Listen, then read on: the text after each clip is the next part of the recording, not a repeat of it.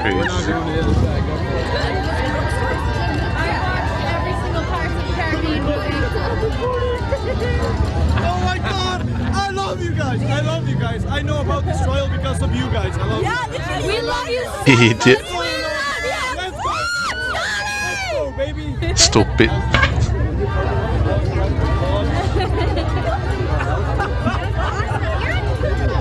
Trust you guys more than the Pope. Johnny's car's back up there. Johnny's car's back up there. Yeah. You're blocking everything.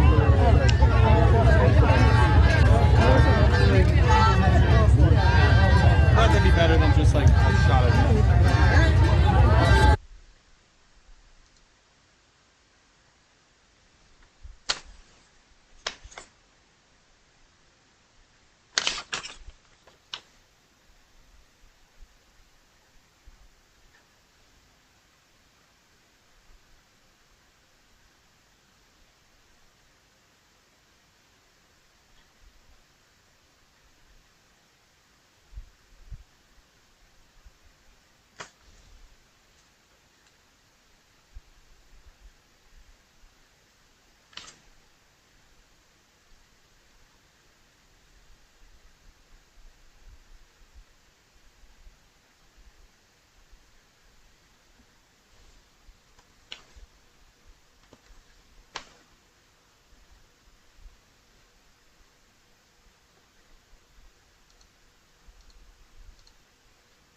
おっと。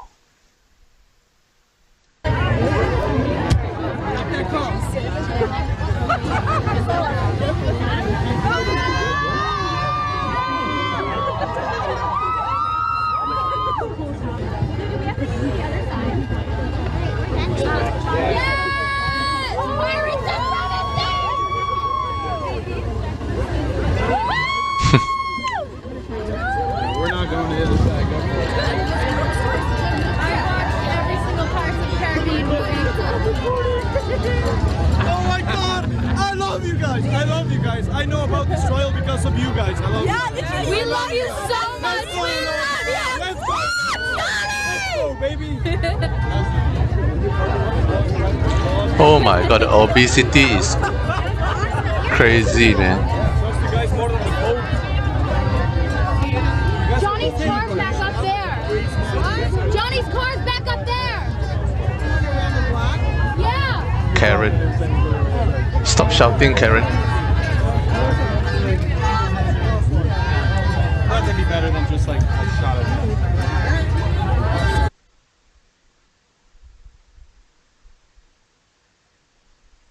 2 hours. Let's go. Oh.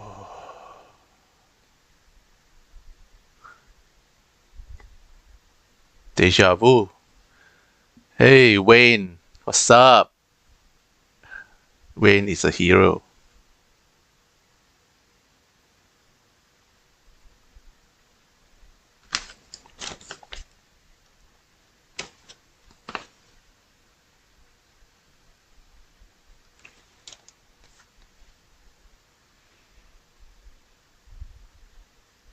Oh, Camille. Looking so beautiful today.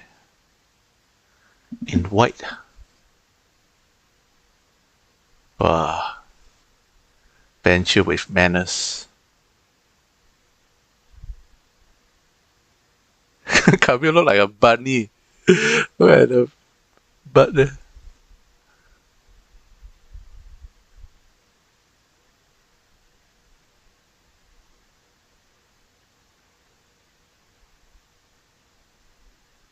What's that lady here? Caretaker.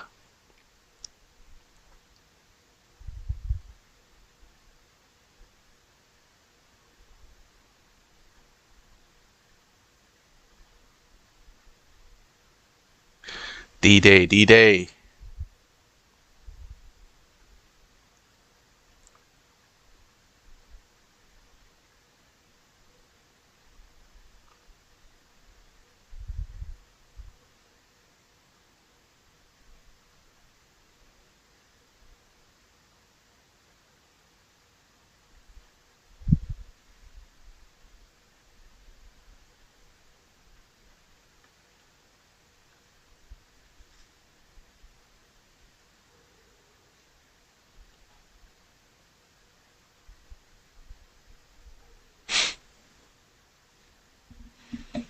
judge haven't arrived yet.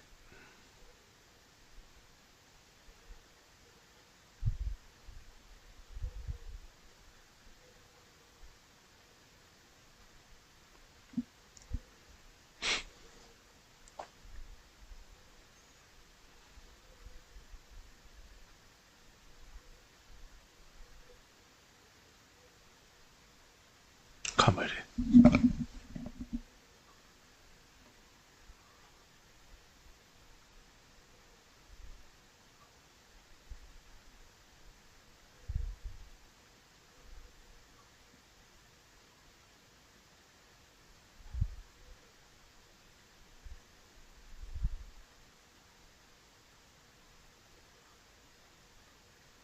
Amber Heard. Ew.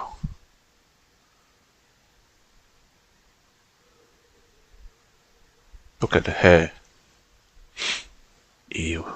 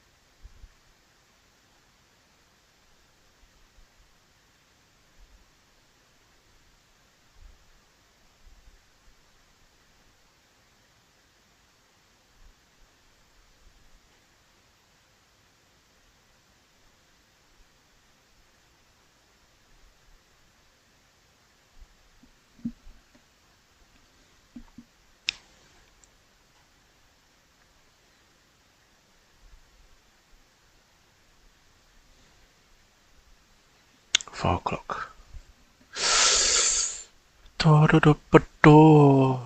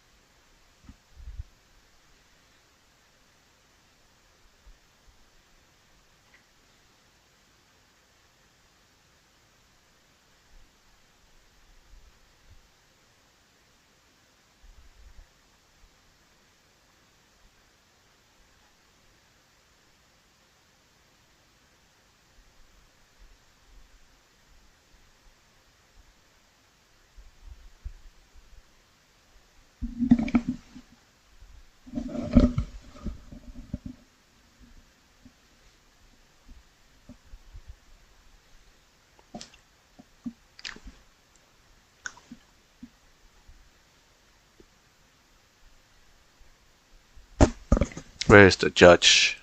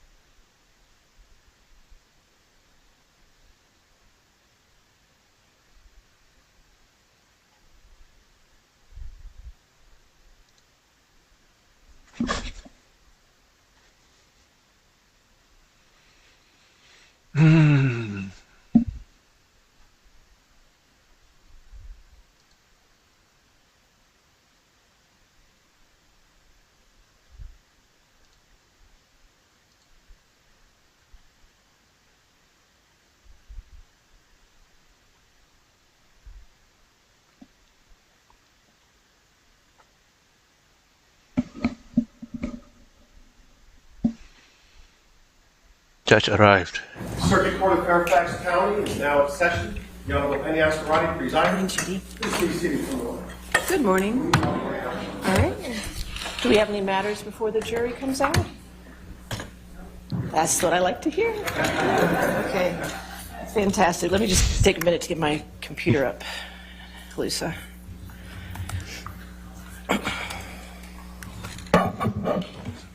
All right. Just also, I did, for the ones that are going to go back to the jury, I did take off the Depp and Heard on the title, so it just has the numbers on the jury instructions. Okay?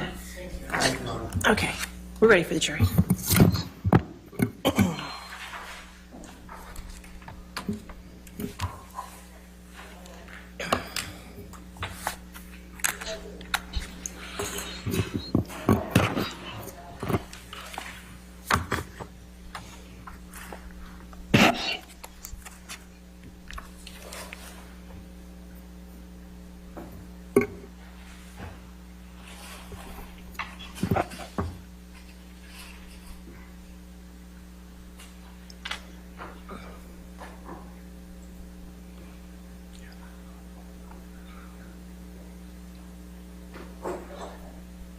Good morning.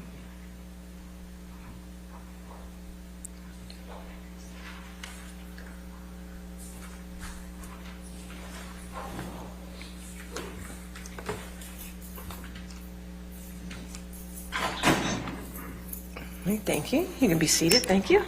All right. Good morning, ladies and gentlemen. All right, ladies and gentlemen of the jury, you now have heard all the evidence in the case. Before the lawyers make their closing arguments, the court will instruct you on the instructions of law that you are to apply in deciding this case. Okay? Since it's been quite a while since I gave you the preliminary instructions, I want to remind you that in closing arguments, the lawyers will refer to the testimony and the other evidence that you will have heard, but what the lawyers say in their closing arguments is not itself evidence. Their statements are only their recollection of what the evidence in the case was. It is your collective recollection as 7 jurors of what the evidence in the case was, which shall govern your deliberations. In addition, your notes should be used only as an aid to your memory. You should not give your notes precedence over your independent recollection of the evidence. You should rely on your independent recollection of what the evidence in the case was, and you should not be unduly influenced by the notes of other jurors.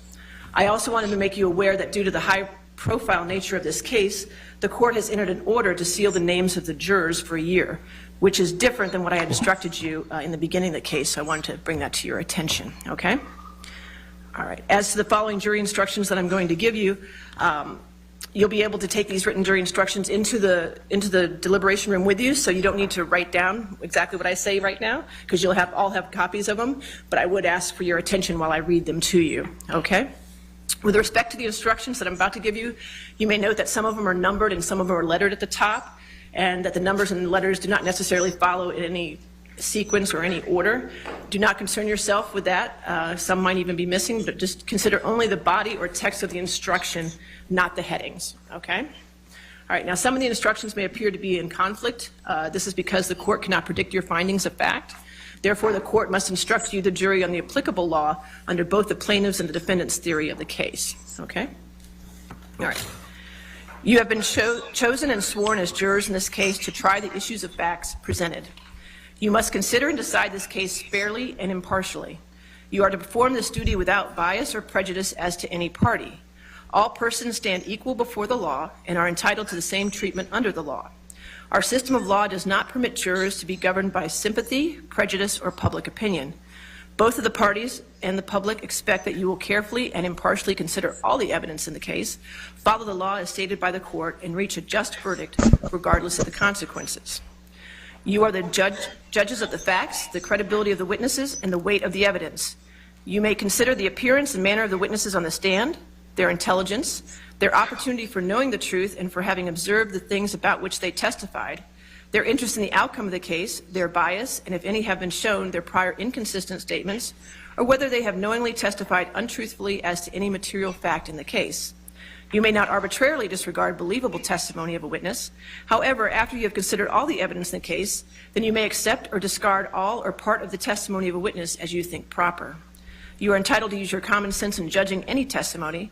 From these things and all the other circumstances of the case, you may determine which witnesses are more believable and weigh their testimony accordingly.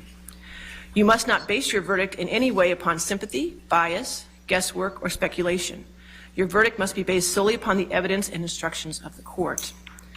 Your verdict must be based on the facts as you find them and on the law contained in all of these instructions. With respect to plaintiff John C. Depp II's claims against defendant Amber Laura Heard, the issues in this case are summarized below. Number one, whether Ms. Heard made or published any of the following statements. A, Amber Heard, I spoke up against sexual violence and faced our culture's wrath that has to change. B, then 2 years ago, I became a public figure representing domestic abuse, and I felt the full force of our culture's wrath for women who speak out. C, I had the rare vantage point of seeing in real time how institutions protect men accused of abuse. Number two, do any of Ms. Heard's statements imply or insinuate anything about Mr. Depp? Number three, were Ms. Heard's statements seen by anyone other than Mr. Depp? Number four, did Ms. Heard's statements convey a defamatory implication to someone who saw them other than Mr. Depp? Number five, are the implications or insinuations about Mr. Depp in Ms. Heard's statements false? Number six, did Ms. Heard make the statements with actual malice? Number seven, if Mr. Depp is entitled to recover, what is the amount of Mr. Depp's damages? On these issues, Mr. Depp has the burden of proof. Your decisions on these issues must be governed by the instructions that follow. With respect to Ms. Heard's claims against Mr. Depp, the issues in this case are summarized below. Number one, did Adam Waldman, while acting as an agent for Mr. Depp, make the following statements? A, Amber Heard and her friends in the media use fake sexual violence allegations as both a sword and shield, depending on their needs. They have selected some of her sexual violence hoax facts as a sword, inflicting them on the public and Mr. Depp. B, quite simply, this was an ambush, a hoax. They set Mr. Depp up by calling the cops, but the first attempt didn't do the trick. The officers came to the penthouses, thoroughly searched and interviewed, and left after seeing no damage to face or property. So Amber and her friends spilled a little wine and roughed the place up, got their story straight under the direction of a lawyer and publicist, and then placed a second call to 911. And C, we have reached the beginning of the end of Ms. Heard's abuse hoax against Johnny Depp. Number two, are any of the statements about Ms. Heard? Number three, were any of the statements seen by someone other than Ms. Heard? Number four, are any of the statements false? Number five, were any of the statements made with actual malice? Number six, if Ms. Heard is entitled to recover, what is the amount of Ms. Heard's damages? On these issues, Ms. Heard has the burden of proof. Your decisions on these issues must be governed by the instructions that follow.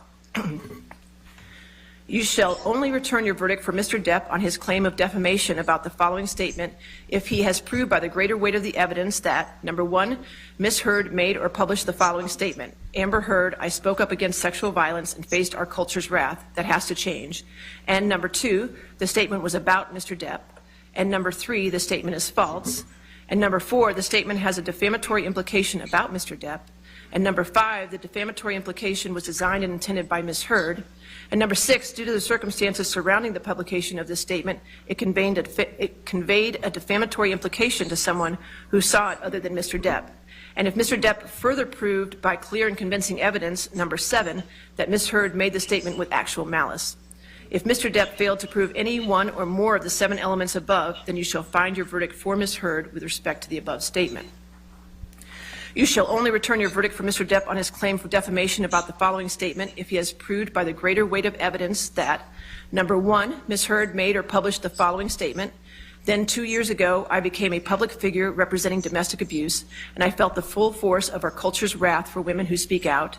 And number two, the statement was about Mr. Depp. And number three, the statement is false. Number four, the statement has a defamatory implication about Mr. Depp. And number five, the defamatory implication was designed and intended by Ms. Heard. And number six, due to the circumstances surrounding the publication of this statement, it conveyed a defamatory implication to someone who saw it other than Mr. Depp. And if Mr. Depp further proved by clear and convincing evidence, number seven, that Ms. Heard made the statement with actual malice. If Mr. Depp failed to prove any one or more of the 7 elements above, then you shall find your verdict for Ms. Heard with respect to the above statement. You shall only return your verdict for Mr. Depp on his claim for defamation about the following statement if he has proved by the greater weight of the evidence that, number one, Ms. Heard made or published the following statement. I had the rare vantage point of seeing in real time how institutions protect men accused of abuse. And number two, the statement was about Mr. Depp. And number three, the statement is false. And number four, the statement has a defamatory implication about Mr. Depp. And number five, the defamatory implication was designed and intended by Ms. Heard. And number six, due to the circumstances surrounding the publication of the statement, it conveyed a defamatory implication to someone who saw it other than Mr. Depp. And if Mr. Depp further proved by clear and convincing evidence, number seven, that Ms. Heard made the statement with actual malice, if Mr. Depp failed to prove any one or more of the 7 elements above, then you shall find your verdict for Ms. Heard with respect to the above statement. You shall only return your verdict for Ms. Heard on her claim for defamation about the following statement if she has proved by the greater weight of the evidence that, number one, Adam Waldman, while acting as an agent for Mr. Depp, made or published the following statement. Amber Heard and her friends in the media use fake sexual violence allegations as both a sword and a shield, depending on their needs. They have selected some of her sexual violence hoax facts as the sword, inflicting them on the public and Mr. Depp. And number two, the statement is about Ms. Heard. And number three, the statement was seen by someone other than Ms. Heard. And number four, the statement is false. And if Ms. Heard further proved by clear and convincing evidence, number five, that the statement by Mr. Waldman was made with actual malice. If Ms. Heard failed to prove any one or more of the 5 elements above, then you shall find your verdict for Mr. Depp with respect to the above statement. You shall only return your verdict for Ms. Heard on her claim for defamation about the following statement if she has proved by the greater weight of the evidence that, number one, Adam Waldman, while acting as an agent for Mr. Depp, made or published the following statement. Quite simply, this was an ambush, a hoax. They set up Mr. Depp up by calling the cops, but the first attempt didn't do the trick. The officers came to the penthouses, thoroughly searched and interviewed, and left after seeing no damage to face or property. So Amber and her friends spilled a little wine and roughed the place up, got their stories straight under the direction of a lawyer and publicist, and then placed a second call to 911. And number two, the statement is about Ms. Heard. And number three, the statement was seen by someone other than Ms. Heard. And four, the statement is false. And if Ms. Heard further proved by clear and convincing evidence, number five, that the statement by Mr. Waldman was made with actual malice. If Ms. Heard failed to prove any one or more of the 5 elements above, then you shall find your verdict for Mr. Depp with respect to the above statement. You shall only return your verdict for Ms. Heard on her claim for defamation about the following statement if she has proved by the greater weight of the evidence that, number one, Adam Waldman, while acting as an agent for Mr. Depp, made or published the following statement. We have reached the beginning of the end of Ms. Heard's abuse hoax against Johnny Depp. And number two, the statement is about Ms. Heard. And number three, the statement was seen by someone other than Ms. Heard. And number four, the statement is false. And if Ms. Heard further proved by clear and convincing evidence, number five, that the statement by Mr. Waldman was made with actual malice. If Ms. Heard failed to prove any one or more of the 5 elements above, then you shall find your verdict for Mr. Depp with respect to the above statement. When used in these instructions, the phrase, the greater weight of the evidence, also sometimes called the preponderance of the evidence, means the evidence which you find more persuasive when evaluated against all the evidence that has been admitted in the case. The testimony of one witness whom you believe can be the greater weight of the evidence. When a party has the burden of proving any issue by clear and convincing evidence, he or she must produce evidence that creates in your minds a firm belief or conviction that he or she has proved the issue. A statement that is not directly defamatory may nonetheless suggest a defamatory meaning in an indirect way, that is, by implication.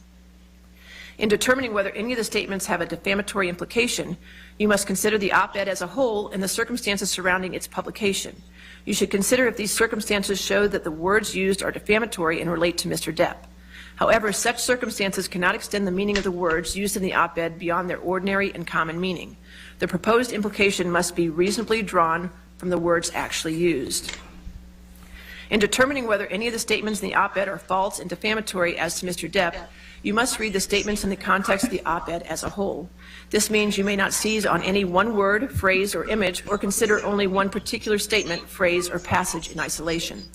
In determining whether any of Mr. Waldman's statements are false and defamatory, you must read those statements in context as a whole. This means you may not seize on any one word, phrase, or image, or consider only one particular statement, phrase, or passage in isolation. Both parties have the burden of proving actual malice by clear and convincing evidence. To meet this burden, each party must prove by clear and convincing evidence that each statement was made or published, number one, with knowledge that the statement was false, Or number 2, so recklessly as to amount to a willful disregard for the truth, that is, with a high degree of awareness that the statement was probably false. Actual malice is a subjective analysis that looks to the state of the mind of the person who made the statement. If the person who made the statement is believed it was substantially accurate at the time of its publication, then it does not give rise to liability for defamation. The term actual malice should not be confused with the more common meanings of the word malice, such as ill will or hatred. Actual malice is not established merely because an author was motivated by ill will, prejudice, hostility, hatred, contempt, or even a desire to injure another. In order to find that Ms. Heard republished the original op-ed, including the headline, through a tweet on December 19, 2018, you must find that she retransmitted the defamatory material or redistributed the material with the goal of reaching a new audience. Stated differently, republication occurs when the speaker has affirmatively reiterated the statement. A hyperlink directing readers to a previous article on the same website does not direct the previous article to a new audience. Merely linking to an article does not amount to republication, but adding content to a linked article may constitute republication. You must determine whether any added content was intended to reach a new audience.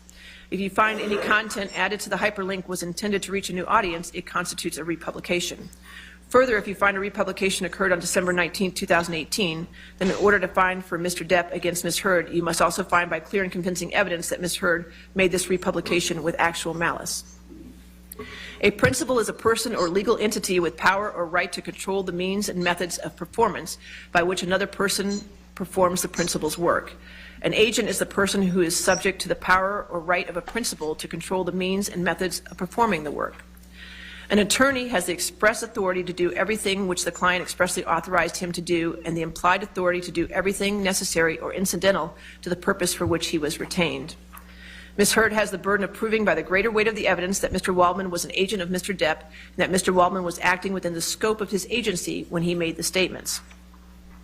You must remember that there is no burden on either party to prove the truth of any of the statements. Both parties were free to offer proof of truth, but by doing so, they do not assume the burden of convincing you of the truth of the statements. The burden remains on each party to prove that the statements he or she complains of are false.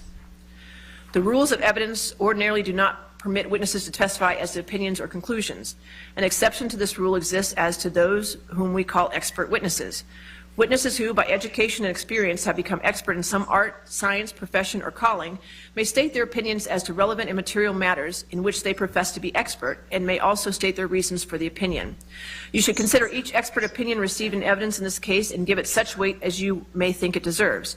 If you should decide that the opinions of an expert witness is not based upon sufficient education and experience, or if you should conclude that the reasons given in support of the opinion are not sound, or if you feel that it is outweighed by other evidence, you may disregard the opinion entirely. In considering the weight to be given to the testimony of expert witnesses whose opinions differ, you may consider the ability and character of the witnesses, their actions upon the witness stand, the weight and process of the reasoning by which they support their opinion, their possible bias in favor of the side for which they testify, the relative opportunities for study or observation of the matters about which they testify, and any other matters which serve to illuminate their statements.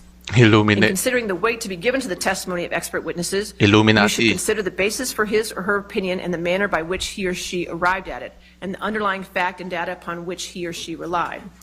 An expert witness was asked whether statements contained in published treatises, periodicals, or pamphlets are reliable authority of a type normally relied upon by others in his or her field of expertise. This evidence is permitted to test the knowledge, accuracy, and opinions of the expert witness. And if such evidence is established as a reliable authority by expert testimony, it may be considered by you along with the other evidence in the case. In considering the evidence, you are not limited to the bald statements of the witnesses. In other words, you are not limited solely to what you see and hear as the witnesses testify. On the contrary, you are permitted to draw from the facts which you find to have been proven such reasonable inferences as may seem justified in the light of your own experience. During the trial of this case, certain testimony has been presented to you by way of video depositions. You should give this testimony the same consideration as to its weight and credibility as you give to the testimony of witnesses who testified here in court. You must not discount any testimony merely because it was shown to you by video recording. When one of the parties testifies unequivocally to the facts within his or her own knowledge, those statements of fact and the necessary inferences from them are binding upon him or her. He or she cannot rely on other evidence in conflict with his or her own testimony to strengthen his or her case. However, you must consider his or her testimony as a whole, and you must consider a statement made in one part of his or her testimony in the light of any explanation or clarification made elsewhere in his or her testimony. Any fact that may be proved by direct evidence may be proved by circumstantial evidence. That is, you may draw all reasonable and legitimate inferences and deductions from the evidence. If you believe from the case that a witness, other than Mr. Depp or Ms. Heard, previously made a statement inconsistent with his or her testimony at this trial, the only purpose for which that statement may be considered by you is its bearing on the witness's credibility. It is not evidence that what the witness previously said was true. If you believe from the evidence that Ms. Heard or Mr. Depp previously made a statement inconsistent with her or his testimony at this trial, that previous statement may be considered by you as evidence so beautiful, that like what Ms. fairy. Heard or Mr. Depp previously said was true. White In color. reaching your verdict in this case, you are to consider the testimony and evidence. Sometimes attorneys stated objections during the course of this trial and instructed a witness not to answer a question. Objections and instructions to witnesses are not evidence, and you may not consider them in reaching your verdict, nor are you to draw any inference from the fact that an objection was made. You must not consider any matter that was rejected or stricken by the court. It is not evidence and should be So long. discarded. Any amount of damages requested by a party is not evidence in this case. You should not consider it as evidence in arriving at your verdict. If you find your verdict for Mr. Depp or Ms. Heard, then he or she is entitled to recover compensatory damages without any proof of actual or pecuniary injury. As a result, injury to Mr. Depp or Ms. Heard's personal and business reputation, humiliation, and embarrassment is presumed. If you find either party liable for defamation, then in determining the amount of damages to which the opposing party is entitled, you may take into consideration all the circumstances surrounding the defamatory statements, the occasions on which they were made, and the extent of their publication, the nature and character of the insult, the probable effect on those who heard the statements, and their probable and natural effect upon the defamed party's personal feelings and upon his or her standing in the community and in business. Your verdict should be for the amount that will fully and fairly compensate him or her for, number one, any loss or injury to his or her business, number two, any insult to him or her, including any pain, embarrassment, humiliation, or mental suffering, number three, any injury to his or her reputation, and number four, any actual out-of-pocket losses that were caused by the statements. Mr. Depp cannot recover damages for any harm that occurred after November 2nd, 2020. Ms. Heard can recover damages for any harm that occurred after Mr. Waldman's statements were published. The burden is on the party seeking damages to prove by the greater weight of the evidence each item of damages he or she claims and to prove that each item was caused by the defamatory statements at issue. Neither party is required to prove the exact amount of damages, but the party must show sufficient facts and circumstances to permit you to make a reasonable estimate of each item. If either party fails to do so, then he or she cannot recover for that item. If you have found by clear and convincing evidence that the statements in the op-ed were made with knowledge that they were false or so recklessly as to amount to a willful disregard for the truth, that is, with a high degree of awareness that the statements were probably false, then you may award punitive damages to punish Ms. Heard for such actions and to serve as an example to prevent others from making such statements in the future. You must state separately in your verdict any amount you allow as compensatory damages, if any, and the amount you allow as punitive damages. If you have found by clear and convincing evidence that Mr. Waldman, while acting as an agent for Mr. Depp, made the statements with knowledge that they were false or so recklessly as to amount to a willful disregard for the truth, that is, with a high degree of awareness that the statements were probably false, then you may award punitive damages to punish Mr. Depp for his such actions and to serve as an example to prevent others from making such statements in the future. You must state separately in your verdict any amount you allow as compensatory damages, if any, and the amount you allow as punitive damages. Camille, you want candy? You spit out the candy, oh my god. Oh my god. Camille, let's go. Oh my god, so beautiful.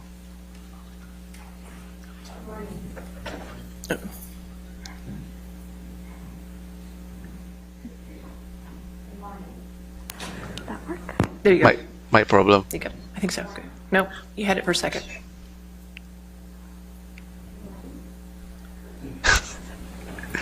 So cute. Good morning. Thank you. Let's try that again. Good morning. Morning, my darling. On May 27th, 2016, Ms. Heard walked into a courthouse in Los Angeles, California to get a no-notice ex-parte restraining order against Mr. Depp, and in doing so, ruined his life by falsely telling the world that she was the survivor of domestic abuse at the hands of Mr. Depp. Today, on May 27th, 2022, exactly 6 years later, we ask you to give Mr. Depp his life back by telling the world that Mr. Depp is not the abuser Ms. Heard said he is, and hold Ms. Heard accountable for her lies. Ladies and gentlemen of the jury, as you probably know by now, my name is Camille Vasquez. On behalf of Mr. Depp and all my colleagues at Brown Rednick, I want to thank you deeply for your time and your service over these last 7 weeks. We understand that it probably has not been convenient for you to be here every day, and we are so grateful for your time and careful consideration of the evidence as you deliberate. After weeks of sitting in this courtroom, listening to testimony and looking at evidence, now it's time for you, the jury, to come to a decision. You have been entrusted with a serious task. What is at stake in this trial is a man's good name. Even more than that, what is at stake at this trial is a man's life. The life that he lost when he was accused of a heinous crime, and the life he could live when he was finally vindicated. Exactly 6 years ago today, on May 27th, 2016, Ms. Heard walked into court and filed a false report of domestic abuse against her husband of 15 months, Johnny Depp. The scene was a setup. She tipped off the paparazzi so they would be waiting. They knew exactly where she would pause, which side of her face to photograph. And the photos captured what she wanted them to see, the image of a battered woman. What the paparazzi did not know is that the dark mark on her face mysteriously appeared 6 days after last seeing Mr. Depp. It was a lie. She knew it, Mr. Depp knew it, and the multiple witnesses you heard from who saw her that week of May 21st, 2016, also knew it.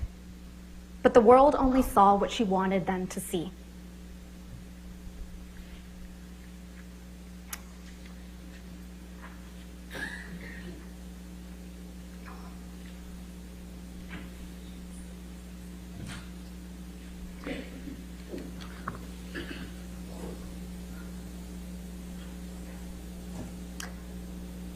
Two years later, when promoting the biggest role of her career until this trial, Ms. Heard presented herself to the world as a public figure representing domestic abuse. The headline of the op-ed featured the term sexual violence, even though she had never before accused her ex-husband of such a heinous crime. Ms. Heard and her lawyers love to remind you of how the op-ed did not mention Mr. Depp by name, but Ms. Heard made sure that there would be no mistake about who she was referring to. She inserted 2 years ago, so the world would remember the photo of a battered woman, the mark on her face standing outside the courthouse, and they would once again see Mr. Depp as the villain, this time in full swing of the Me Too movement. But what was happening behind closed doors was quite different from what Ms. Heard presented to the world. Me The too. exact opposite, in fact. There is an abuser in this courtroom, but it is not Mr. Depp. And there is a victim of domestic abuse in this courtroom, but it is not Ms. Heard. The evidence presented at this trial has shown that Ms. Heard is in fact the abuser, and Mr. Depp the abused. As you heard from Mr. Depp and multiple other witnesses that testified under oath at this trial, Mr. Depp experienced persistent verbal, physical, and emotional abuse by Ms. Heard during their relationship. And when their relationship was over, Ms. Heard inflicted the greatest and cruelest injury of all. She publicly and falsely named Mr. Depp as the abuser. Ms. Heard never thought she would be held accountable, never thought that she would have to face her abuser. She never thought she would have her supposed mountain of evidence vetted. She never thought that Mr. Depp would tell you, the jury, and the world that he was the real victim of domestic abuse. She said it in her own words. You can please tell people that it was a fair fight and see what the jury and judge think. Tell the world, Johnny. Tell them, Johnny Depp. Johnny Depp, man, I'm a victim too of domestic violence, and yes. I know it's a fair fight. And see how many people believe or side with you. At the start of this case, Mr. Chu and I stood before you to give you our opening statements on behalf of Mr. Depp. During that statement, we made promises to you about what the evidence would ultimately show at the end of this trial. We've kept those promises. One of those promises we made was that you would come to understand who Ms. Heard is, that she is a deeply troubled person, violently afraid of abandonment, desperate for attention and approval. And in her relationship with Mr. Depp, she was violent, she was abusive, and she was cruel. You heard from Dr. Shannon Curry, who explained that Ms. Heard suffers from borderline personality disorder and histrionic personality disorder. These are disorders that are characterized by anger, sometimes uncontrollable and explosive anger, and a powerful, sometimes desperate need for attention, acceptance, and approval. Fear of abandonment is the deepest fear. A person with these disorders will suffer from dramatically fluctuating moods and can sometimes be violent and aggressive. They can also be charming and likable, but they can be incredibly manipulative and wild. An emotional roller coaster with wild swings, from idolizing their partner to devaluing him. In fact, you saw that when she completed testing with her own forensic psychology expert, Dr. Dawn Hughes. Ms. Heard self-reported that she felt like she had 3 or 4 different personalities, and that sometimes her temper would explode and she'd completely lose control. You heard from multiple witnesses that Ms. Heard can be very pleasant, even charming. But you also heard from multiple witnesses and in audio recordings of Ms. Heard that she can be incredibly aggressive, violent, and cruel. You heard that even from her former assistant, Kate James. Ms. James testified that Ms. Heard would scream, yell, and send her barrages of text messages. In fact, Ms. Heard testified that Ms. James testified that Ms. Heard literally spat in her face. You heard from Ms. Heard's former best friend, Rocky Pennington, that Ms. Heard once hit her when Ms. Pennington did not do her best to meet Ms. Heard's needs. You also heard from Beverly Leonard that she once witnessed Ms. Heard assault her then partner in Seattle Airport in 2009. And you heard from Mr. Depp that Ms. Heard used her sister Whitney as a punching bag, literally and figuratively. You also heard overwhelming evidence from Mr. Depp and the people that were around him and Ms. Heard during their relationship, that Mr. Depp suffered persistent verbal and physical abuse at the hands of Ms. Heard. You've heard evidence from Dr. Curry and the fact witnesses at this trial that Ms. Heard's deepest fear is one of abandonment, being left by Mr. Depp. Mr. Depp's greatest crime in her mind, the fault she confronts him with time and time again, is that he splits. He leaves the fight, especially when Ms. Heard gets physical, and she couldn't stand it when he did. You heard from Ms. Heard yourselves in audio recordings how upsetting it was to her when Mr. Depp would split. Anytime anything goes wrong, you split. I feel like it's your first thing. And it's unnecessary. It's not always you're splitting because there's blows or because there's yelling or anything. You split most times when I'm still speaking in this volume and nothing has been thrown or hit or anything. You saw the barrage of text messages she would send when he would leave, calling him a monster for doing so. You heard from witnesses like Travis McGivern, Tara Roberts, and Debbie Lloyd that Ms. Heard would claw at Mr. Depp, block the elevator, throw a punch when Mr. Depp tried to separate himself from the fight. And you heard from Mr. Depp and Ms. Heard's couple therapist, Dr. Anderson, that Ms. Heard reported that when Mr. Depp would leave to de-escalate a fight, she would strike him to keep him there because she would rather be in a fight than have him leave. You heard from Mr. Depp about how often Ms. Heard would berate him, insult him, and physically attack him, including one of the most serious occasions when Ms. Heard threw a vodka bottle at Mr. Depp, severely injuring his finger, and then put a cigarette out on his face. Oh. You heard from Mr. Depp that this whole incident in Australia started because Ms. Heard was enraged that Mr. Depp wanted a post-nuptial agreement, and she wasn't in his will, just a month after getting married. When her husband was seriously injured and bleeding from a partially amputated finger, what did Ms. Heard do? She pursued him. She kept coming after him, because that's what she does. She wouldn't stop. It's not to get you mad, it's just to get out of a bad situation that's happening before it gets worse. In Australia, when we had the big fight where I lost the tip of my finger, at least 5 bathrooms and 2 bedrooms I went To avoid talking to me, to avoid escape working it out. That's to escape problem. the fight. You don't escape the fight. You escape the solution. No. You escape the solution. No. You escape figuring it out. We cannot work it out if you run away to the bathroom every time. You heard Mr. Depp testify. He went through something like a nervous breakdown that day. And he wrote a lot of things on mirrors and other places. Again, what did Ms. Heard do as her husband was bleeding from serious injury? She wrote snarky messages right back to him. She denied it under oath to you, but the evidence you saw speaks for itself.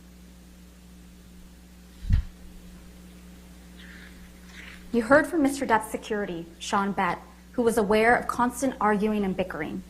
He witnessed Ms. Heard calling Mr. Depp names. Fat ass. Fuck you, Johnny. Mr. Bett testified that he saw and documented injuries on Mr. Depp. A swollen eyelid in March of 2015, cuts on his nose, scratch marks on his chin in December of 2015. And you heard from Travis McGivern, who testified that Ms. Heard called Mr. Depp names like washed up, fucking cunt, and worst of all, a fucking deadbeat dad. Ms. Heard would take the low blows and hit him where it hurts, his children. Mr. McGivern told you that on March 23rd, 2015, Ms. Heard threw things at Mr. Depp, spat at him, and ultimately punched him in the face, leaving him with a shiner. You heard testimony from Malcolm Connolly, another security member, who testified he saw Ms. Heard throw things at Mr. Depp, a cigarette lighter on a plane, a soda can from upstairs at the Eastern Columbia building. He never saw marks on Ms. Heard, but he saw marks on Mr. Depp. Scratches, bruises on his left eye, scratches on his left ear. And he took pictures documenting injuries like this one.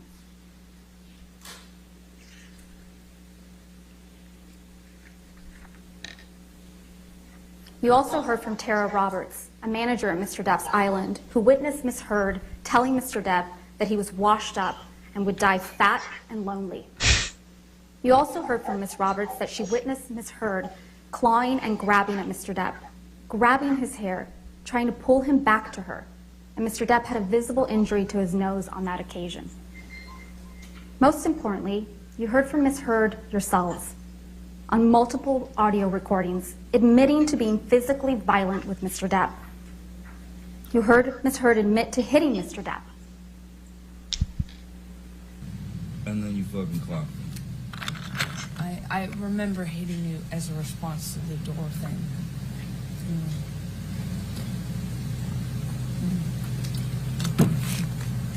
And I'm really sorry about hitting you with the door or hitting your head. I did not mean to, nor... You didn't mean to hit me in the head with the door, but you meant to punch me in the jaw. I meant to hit you, and I did not do this thing with the door. I do remember, I did mean to hit you. So that you didn't mean? The door? No, God, no, I didn't. But punching me in the jaw. I didn't. Okay, I'm sorry I hit you. I did mean to hit you, but it was in response. I just reacted in response to my foot. I just reacted. And You heard her admit it again and claim Mr. Depp was a baby for complaining about the abuse. And I watched you lie, and then I didn't punch you, by the way. I'm sorry that I didn't hit you across the face in a proper slap, but I was hitting you. It was not punching you. Babe, you're not punched. Don't tell me what it feels like to be punched. You know, you've been in a lot of fights. You've been around a long time. Punched. No, when you fucking have a close You fist. didn't get punched. You got hit. I'm sorry I hit you like this, but I did not punch you. I did not fucking deck you. I fucking was hitting you. I don't know what the motion of my actual hand was, but you're fine. I did not hurt you. I did not punch you. I was hitting you. How are you? What am I supposed to do? Do this? I'm not sitting here bitching about it, am I? You are. That's the difference between me and you. You're a fucking baby.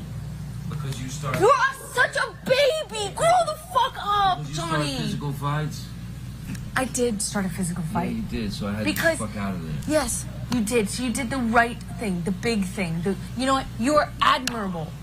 So she physically hit Johnny. Take a minute to really think about what you just heard there. Quote, I'm sorry that I didn't hit you across the face in a proper slap, but I was hitting you. I was not punching you. Babe, you're not punched. Imagine that was Mr. Depp saying that to Miss Heard on that recording. Let's play one more.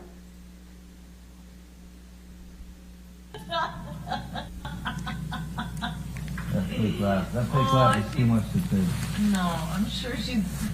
That fake laugh is so disgusting. I'm sure she's great. I'm sure she's great. I'm thinking that you can give me some of the best performances in the No, world. no, you're right. I don't. It's all about performance. It's all performance. No, I don't regret. Glasses. What else? I What don't else regret. that you do? Oh, come on. don't Be regret. good. No, I Come don't on. regret. Lay it on me. What else? What else other things do you want to add? Can't talk to You you when you fucking sound lying like piece of Bobby shit. Bear. What? Oh, Thirty no, I kids want show. to know. You I know. want Get out of your Uber's I'm out. kind of waiting. You go get it. Yeah, I'll be in the Wait, is there no other place for you to run in your 1,500 houses to go run? Come on, go be a real married man and go deal with your shit the way that a man does. Go run to the next house. Every man does. Yeah. Go. Run away. This is the real Miss Heard, the one in the audio recordings, not the one you saw in this courtroom. What you didn't hear on a single recording you heard in this case, and there were many played by both parties, is Mr. Depp ever admitting to hitting, punching, or kicking Miss Heard. You didn't hear it. It doesn't exist. It didn't happen. Yes. And despite the fact that Mr. Depp and Ms. Heard are heard discussing many of the alleged incidents you've heard about at this trial, like Australia and the Bahamas, you never heard Ms. Heard accuse Mr. Depp of sexual assault. Unlike Mr. Depp, who you heard admit to and own up to his past mistakes and his struggles, particularly with drugs and alcohol, Ms. Heard will not admit that she has ever done anything wrong. But she cannot deny what you heard on those recordings. As much as Ms. Heard and her lawyers have tried to make this case about Mr. Depp's language, it is Ms. Heard that repeatedly admits to violence. Yes. By April and May of 2016, Mr. Depp had reached his limit. His mother was dying. His finances were a mess. And when he showed up late to Ms. Heard's 30th birthday party because a meeting with his new business manager, Edward White, had gone late, Ms. Heard, of course, was not understanding. She was furious. Poop We incoming. heard from Mr. Depp, both in this courtroom and on audio recordings, that Ms. Heard punched him that evening. He left with Travis McGivern, and the next morning he learned that someone had left feces on his bed.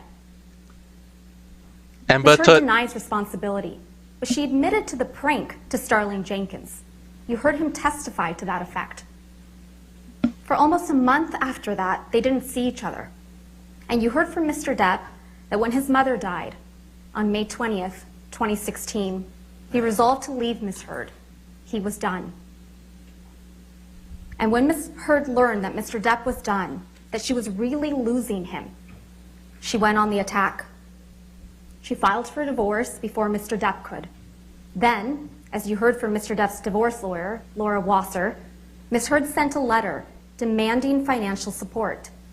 And when her demands weren't met, Ms. Heard struck a blow against Mr. Depp that was more damaging than any physical blow she had ever landed. When she walked into court 6 years ago today, on May 27th, 2016, to get a domestic violence restraining order against Mr. Depp, she did so in front of paparazzi with a mark on her face. The evidence presented at this trial demonstrates that Ms. Heard didn't just want a divorce. She wanted to ruin him. Ms. Heard denied alerting TMZ to the TRO filing in this courtroom. But you heard testimony from Morgan Tremaine that TMZ knew to go to the courthouse, knew what side of her face the alleged bruise was on, and that Ms. Heard would pause. She would pause for paparazzi, who got the photos that ended up splashed across newspapers and magazines. Ms. Heard testified that she did not personally give photographs of her apparent injuries to People magazine. But somehow, these pictures that she took and maintained on her devices ended up on the cover of People magazine 1 month later.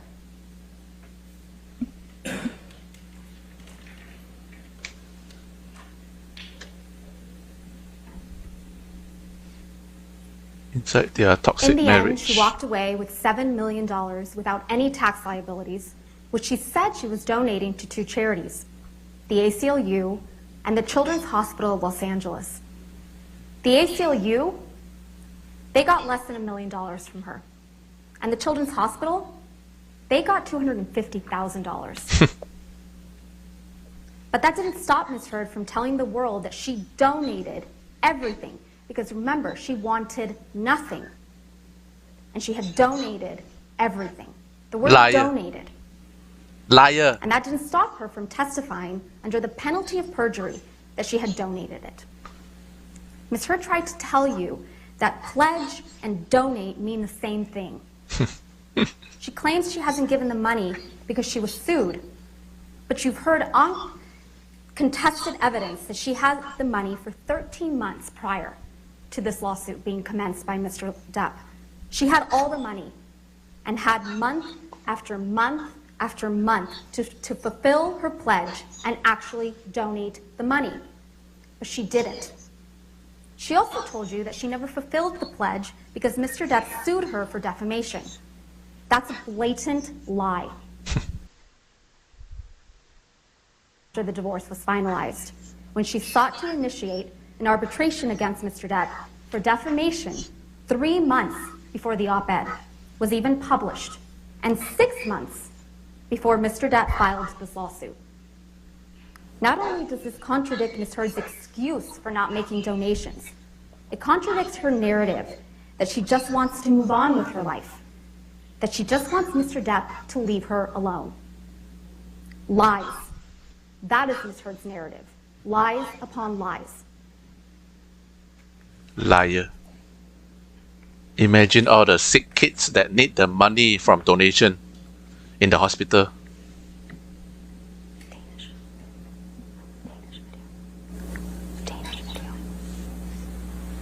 And actually were all kinds of accusations flying your way when you said all this, and then there was a divorce settlement, you got $7 million. People were saying this is all about the money, but then you did something that twisted that whole argument. What did you do with that money? $7 million in total was donated to, I split it between the ACLU and Children's Hospital of Los Angeles. ACLU is a human rights organization. Sorry, ACLU is a prominent organization, nonprofit organization. It's heard in a lie. She tries to cover it up with more lies. So let's talk about the giant lie at the heart of this case. Ms. Heard's claim that Mr. Depp is an abusive monster and that she is a public figure representing domestic abuse. At the start of this case, Mr. Chu and I told you that you were going to hear some disturbing and graphic tales of abuse from Ms. Heard, and they were designed to shock you and overwhelm you, which you have. We told you that this would be a performance, the role of her lifetime, as a heroic survivor of brutal abuse. When Mr. Depp brought this case for defamation, Ms. Heard went all in. She spun a story of shocking, overwhelming, brutal abuse. She came into this courtroom prepared to give the performance of her life, and she gave it. Ms. Heard's acting coach, Christina Sexton, testified that Ms. Heard has difficulty crying when she is acting. You saw it. No Ms. tears. Heard sobbing without tears, Woo! while spinning elaborate, exaggerated, fantastical accounts of abuse and everything going on in her mind almost a decade prior while enduring that abuse. It was a performance.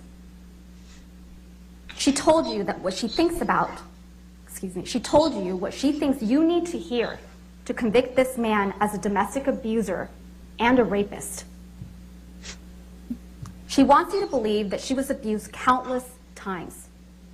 Countless times over the entire course of their relationship. But as Mr. Chu and I promised you, the evidence just does not bear that out.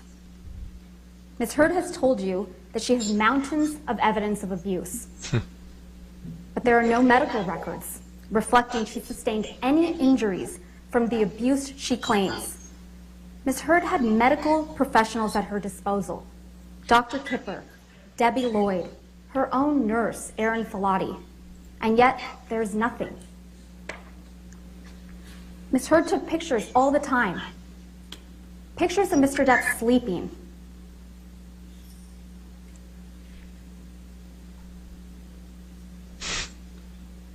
Ice cream. Pictures of cocaine. Pictures of property damage. Pictures of herself. And as an actress, she was photographed all the time. Where are the pictures of the horrific injuries Ms. Heard describes? Ms. Heard also took audio recordings and videos frequently. Where are the videos of Mr. Depp attacking her? Where are the audio recordings of Mr. Depp admitting to or apologizing for physical abuse? There are none. What Ms. Heard has, and what you've seen multiple times, is a video of Mr. Depp banging some cabinets around in a kitchen. A video that, based on the testimony you heard from Morgan Tremaine, the former TMZ employee, Ms. Heard seems to have sold to TMZ right before she was deposed in connection with her divorce from Mr. Depp.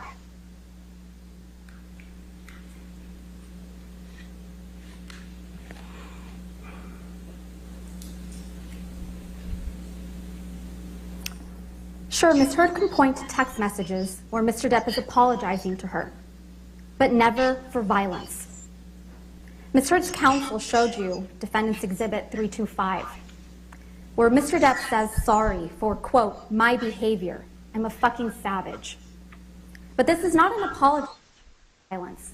It's an apology for the, quote, these heinous, slinging insults.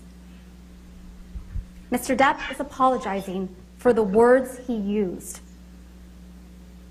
Unlike Ms. Heard, who you heard apologizing for physical violence in multiple audio recordings, you have never heard that from Mr. Depp, because he never used physical violence against Ms. Heard.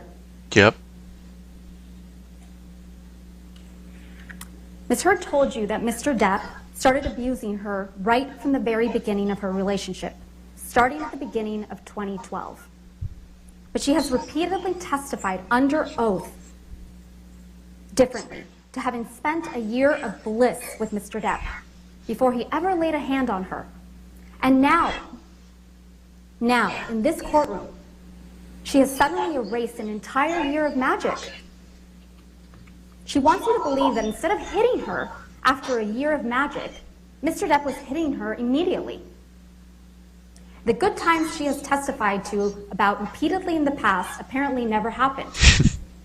And with the good times erased, Ms. Heard wants you to believe that she gave Mr. Depp a big knife that said, hasta la muerte, until death, to the man who supposedly would get drunk and high and beat her. So true. Ms. Heard admitted to you during this trial that Mr. Depp always wears big, chunky rings on every finger. According to her, he was wearing these rings when he'd slap her, hit her, punch her in the face. But you have not seen a single photograph that reflects the serious injuries Ms. Heard would have sustained if this was true. Not one. Ms. Heard testified to an incident in March 2013 when Mr. Depp supposedly hit her multiple times in the face while wearing rings. And this is what her face looked like afterwards.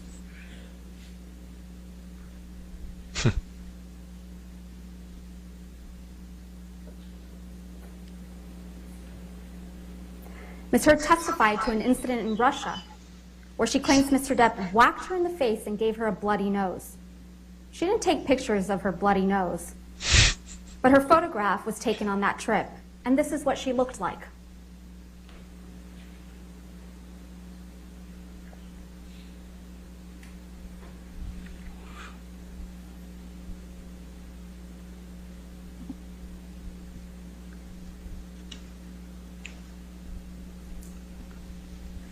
Looking good. Ms. Heard told you that there was an incident the night of the Met Gala in May 2014 when Mr. Depp supposedly whacked Ms. Heard in the face, leaving her with a red, discolored, and swollen nose that she felt was broken. Ms. Heard didn't show you any photographs of these alleged injuries, but photographs were taken of her the following night, and there were no visible injuries to Ms. Heard's face.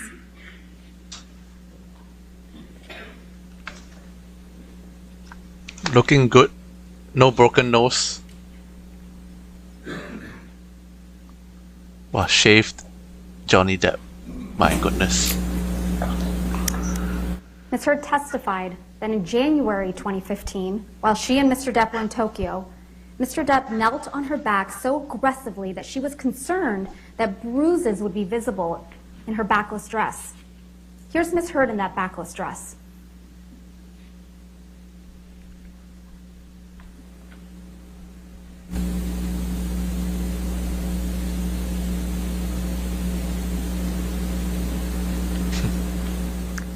Ms. Heard testified that after an incident in December 2015, she had two black eyes, a broken nose, and chunks of hair missing. The assault was allegedly so violent that there was blood left all over the pillows, and Mr. Depp had broken the bed frame. Pictures were taken of that bed frame. Evil smoke. And in that picture, there appears to be a pocket knife on the bed.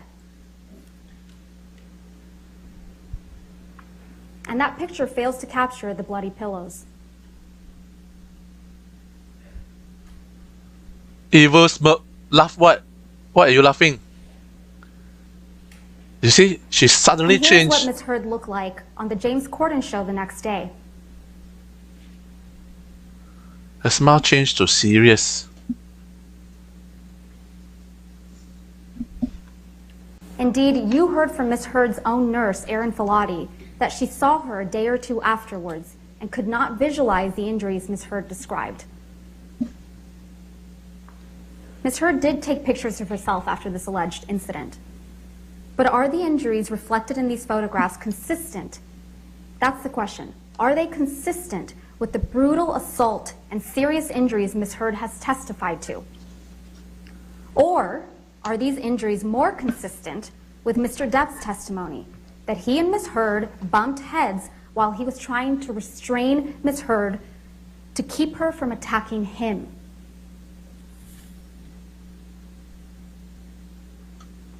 Yep. Out of Australia, where Mr. Depp sustained the most serious injury from his relationship with Ms. Heard spun a story of horror. A 3-day ordeal with a drug-fueled Mr. Depp violently assaulting her, cutting his own finger off, dragging her through glass, and then bending her back over a counter and raping her with a whiskey bottle. She claimed that she had bruises on her face, cuts all over her arms and feet, and was bleeding from her vagina from the sexual assault. Fake crying And incoming. what did Ms. Heard say she did? She went upstairs, took some sleeping pills, and went to sleep. The next morning, She took pictures of the mirrors her husband had written on in paint using his amputated finger. She took no pictures of herself, her alleged injuries, or the property damage she testified to in this courtroom. Try to cry but cannot cry. When Malcolm Connolly, Jerry Judge, Dr. Kipper, and Nurse Debbie Lloyd arrived to extract Mr. Depp and get him medical treatment for his finger injury. You heard from Mr. Connolly, Dr. Kipper, and Ms. Lloyd. All of them testified they did not observe any injuries to Ms. Heard. And no one, including Ms. Heard, testified that she sought medical treatment. You also heard from Ben King. He also saw Ms. Heard right after this alleged incident. He flew home with her to Los Angeles. He testified that Ms. Heard didn't want to leave, that she said, "I can't leave, I can't leave. It will be the end if I leave." He also testified that once they did leave for Los Angeles, Ms. Heard asked him if he ever got so mad he just lost it. When Ms. Heard arrived in Los Angeles, she saw Travis McGivern, who also testified he observed no injuries, and her personal nurse, Erin Filati, who documented no requests for medical treatment and no injuries in her nursing notes for Ms. Heard. You heard from Mr. Depp's sister, Christy, that she also saw Ms. Heard when she arrived back to Los Angeles and observed no injuries on Ms. Heard. Christy testified that when she told Ms. Heard her fighting with Mr. Depp was unsustainable, Ms. Heard responded that Christy should get off her cross, that Mr. Depp liked her feisty. Ms. Heard's testimony about what occurred in Australia just doesn't add up. That's because there was a monster in that house in Australia, but it wasn't Mr. Depp. It was Ms. Heard. Other than Ms. Heard's testimony, all the evidence you've seen in this trial shows that it was Ms. Heard who attacked and grievously wounded Mr. Depp when she threw a vodka bottle at him, severing his finger. Monster. Mr. Depp told Dr. Kipper that when Dr. Kipper arrived to treat Mr. Depp's finger. You've seen the pictures of the bar area in Australia with the broken vodka bottles on the ground and trails of blood drops on the floor and a bloody tissue on the floor. You've heard from Ben King that the tip of Mr. Depp's finger was found in the same bar area. And you heard from Dr. Gilbert that the injury to Mr. Depp's finger could have been caused exactly as he described. And interestingly, you heard from Christina Sexton that Ms. Heard told her that Mr. Depp injured his finger while swinging a bottle around. Not smashing a phone, as Ms. Heard surmised in this courtroom, but swinging a bottle around. You also heard from Ms. Sexton that Ms. Heard first told her about the bottle rape in Australia while Ms. Sexton was at Ms. Heard's home, meeting with her lawyers, the day before Ms. Sexton was scheduled to be deposed in this case. Bottle rape. The evidence presented at this trial shows that this is not the only time that Ms. Heard disclosed a sexual assault at a convenient time for purposes of litigation she's involved in. The bottle is guilty. The first time Ms. Heard claimed that Mr. Depp sexually assaulted her in the Bahamas in December 2015 was after Tara Roberts, the manager of Mr. Depp's island, submitted a sworn statement in the UK action describing the incident she testified to in this courtroom, where Ms. Heard chased Mr. Depp out of the house, was yelling and then pleading with Mr. Depp to stay while clawing at his hair and clothes, and left Mr. Depp with an injury to his face. That's the first time she disclosed it, after there was contrary evidence. Ms. Heard testified about another incident just 2 weeks after the events in Australia, where Mr. Depp supposedly attacked Ms. Heard and almost pushed her sister Whitney down the stairs. Whitney is the only witness that you heard from that backs up Ms. Heard's version of events. She's it. And the only witness, other than Ms. Heard, who claims to have seen Mr. Depp physically attack Ms. Heard. But just like Ms. Heard's version of the events in Australia, her testimony about the staircase incident and that of her sister Whitney's just doesn't square up with the other evidence in this trial. Their testimony is contradicted by the testimony of Travis McGivern and Debbie Lloyd, who were there that night. Ms. Heard and Whitney testified that Mr. Depp threw a Red Bull can that hit or almost hit Ms. Lloyd. Ms. Lloyd testified that never happened. Mr. McGivern testified that it was Ms. Heard who threw a can at Mr. Depp. Ms. Heard testified that Whitney was between her and Mr. Depp when she punched him. Mr. McGivern testified that he was the one between Ms. Heard and Mr. Depp when Ms. Heard punched Mr. Depp. Ms. Heard testified that Mr. Depp was able to get his hands in her hair, yank her, and then hit her in the face with the cast he had on. But you heard from Ms. Lloyd and Dr. Colbert, Mr. Depp's medical doctor, who treated Mr. Depp's finger injury, that Mr. Depp's finger was in a delicate state. He had a pin in his finger, a skin graft, and a soft cast that immobilized Mr. Depp's two middle fingers. And tellingly, the only picture of an injury from this incident is of Mr. Depp with a shiner.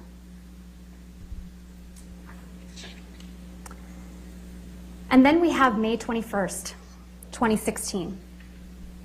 Ms. Heard testified that Mr. Depp threw a phone at her face, causing a visible injury.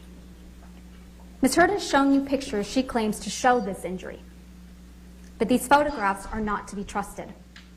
You heard from Mr. Neumeister that, like many of the photographs Ms. Heard has presented in this case, these photos were stored in a photo editing application. These Photoshop. photos show signs of manipulation. Photo 3.0. These two photographs were taken at the exact same time and have the exact same file name. But they are visually different. One shows significantly more redness on Ms. Heard's face than the other, which doesn't show any injury at all. Ms. Heard testified that the difference is explained by turning on a light. But there is no way Ms. Heard could have taken a picture, turned on a light, and then taken another picture with every hair in the exact same place within the same second. It's impossible. Yeah. Edit.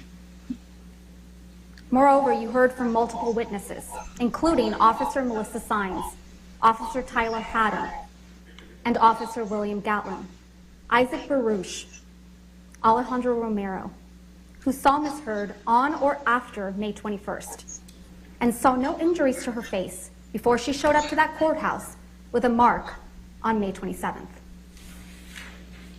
And the very next day, after Ms. Heard walked into court with what appeared to be a bruise on her face to obtain a domestic violence restraining order against Mr. Depp, Ms. Heard was photographed laughing with her best friend, fresh-faced, with no bruise on her face.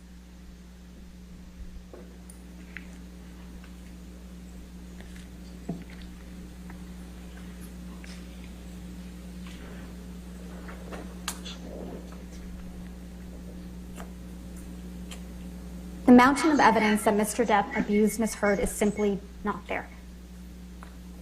What we have is a mountain of unproven allegations that are wild, over the top, and implausible.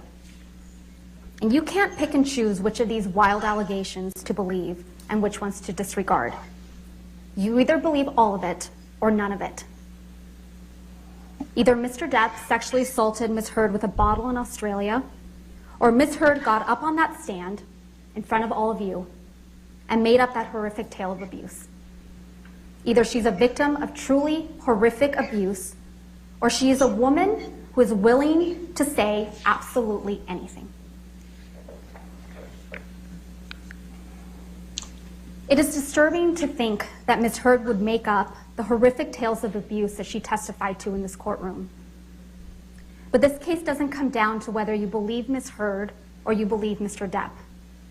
This case comes down to whether you believe Ms. Heard or you believe Mr. Depp, Christy Dombrowski, Sean Bett, Malcolm Connolly, Travis McGivern, Starling Jenkins, Keenan Wyatt, Dr. Kipper, nurses Debbie Lloyd and Aaron Filati, Tara Roberts, Ben King, Kate James, Kate Moss, Dr. Colbert, Morgan Knight, Morgan Tremaine, Officers Melissa Sines, Officers Tyler Haddon, Officer William Gatlin, and Beverly Leonard. Yes, sir. What Ms. Heard testified to in this courtroom is the story of far too many women. but the overwhelming evidence and weight of that evidence shows that it is not her story. It's not Ms. Heard's story. It was an act of profound cruelty, not just to Mr. Depp, but to true survivors of domestic abuse. For Ms. Heard to hold herself out as a public figure representing domestic abuse. It was false, it was defamatory, and it caused irreparable harm. And to talk more about that, I'm going to turn it over to my colleague and my friend, Mr. Chu. Woo! Camille, let's go! I love you, Camille. Justice for Johnny Depp. Justice for Johnny Depp. Oh. Camille, be my wife. Please marry me. Camille MVP.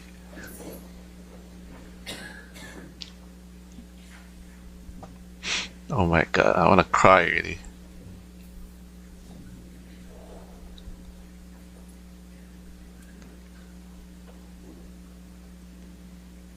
Everyone is supporting Johnny.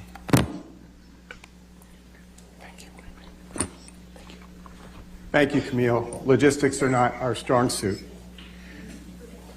And thanks to all of you, truly, for taking so much time over these last several weeks to listen to Mr. Depp, to his friends, to his family, and to so many others who have come forward physically in this courtroom, some from a very long distance, to tell you the truth, and to finally, after so many years, to correct the record.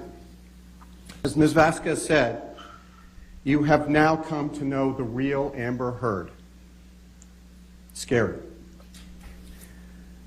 We also told you at the start of this trial that you were going to come to know the real Johnny Depp, not the many characters you've seen him play so wonderfully in the movies, but the man himself.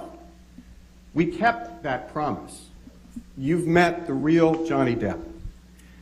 You have heard that Mr. Depp came from humble, very difficult beginnings. You have heard from Mr. Depp's big sister, who's here in the courtroom today, Christy Dombrowski, who told you how Mr. Depp grew up in a deeply troubled household with a mother, Betty Sue, who was Evil physically smoke abusive again and mentally cruel. As Ms. Dombrowski testified, one of the names that Betty Sue called Mr. Depp when he was a little boy was One Eye, because he had to wear an eye patch for some time. One Eye Illuminati. His mother used to hit his father and the kids, including young Mr. Depp. And when his mother got violent, Mr. Depp would retreat and find a place to hide. Sometimes he and his sister Christy would find a place to hide together. Mr. Depp never hit back. And like his father, he either stood up and took the violence or he retreated from it. Those are habits he returned to later when he found himself in a relationship with another person who returned his love with abuse, with physical abuse. And despite this long, unhappy history with his mother, Johnny never turned his back on her. Johnny Daddy. In her elder years, Mr. Depp moved his mother to California. And he moved her to Los Angeles right across the street from his house so his two children could get to know her. He hired nurses for his mother. He made sure to take care of her and to make her comfortable. She never went to hospice. She had the nurses make her comfortable to the day she died. And from those humble and difficult beginnings, Mr. Depp grew into one of the greatest actors and movie stars of his generation. Now, he came to Los Angeles with his first love as a young man, planning to be a musician. Music had been a part of his life ever since he found peace himself in his room as a young boy, when he was escaping, and he learned to play the guitar and would use it as solace. But it was an actor as his star began its rise, as he appeared in films too many to mention, including, of course, his iconic role as Captain Jack Sparrow in the Pirates of the Caribbean franchise. Fame came with challenges to Mr. Depp and his family. It was a strange experience for a shy young man from Kentucky to be thrust into the limelight, pursued by paparazzi, and to have even his very name become a brand. But he did his best to live a private, quiet life, and despite it all, and over the years built a reputation as a respected artist and as a decent, very well-liked man, which you've heard from many people. Amen. Mr. Depp dated major figures like Winona Ryder, Kate Moss, and Vanessa Paradis, with whom he spent 14 years together and with whom they had their children. Before Amber Heard, ladies and gentlemen, no woman ever before Amber Heard ever claimed that Mr. Depp raised a hand to her in his 58 years. And no other woman since Ms. Heard made that false claim back on May 27th, 2016, and repeated it in her December 2018 op-ed. Has any woman come forward since? This is Me Too without any Me Too. To the contrary, ladies and gentlemen, you heard Kate Moss 2 days ago testify.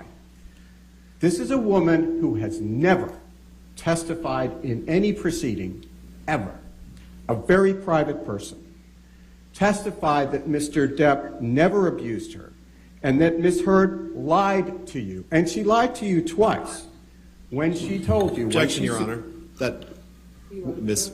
Short. Just admit it. Rotten bottom. How come closing arguments can objection one?